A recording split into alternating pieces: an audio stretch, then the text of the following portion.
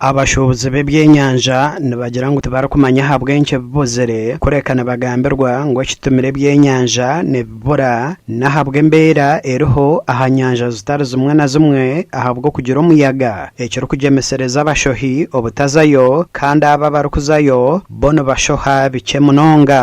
Kivudde ku ensonga eziri ku mazzi, empewo nyingi, empewo bw'eba nyingi ku mazzi etta abavubi ne batya okukola ki okugoba amaato.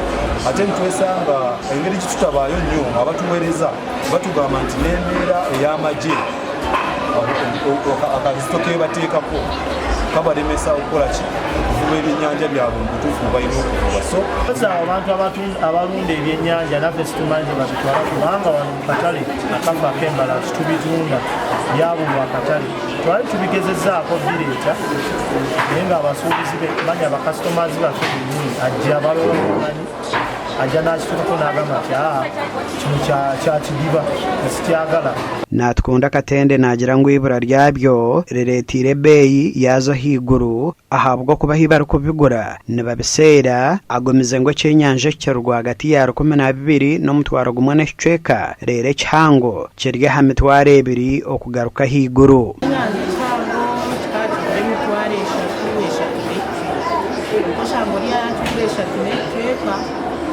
Yagenda shemerirwa kuba famire ye yali n'abantu 8 kyaliisa abantu konka hati nabaasa kuza n'omumitwaro nk'etaano era nanda kuliisa abantu.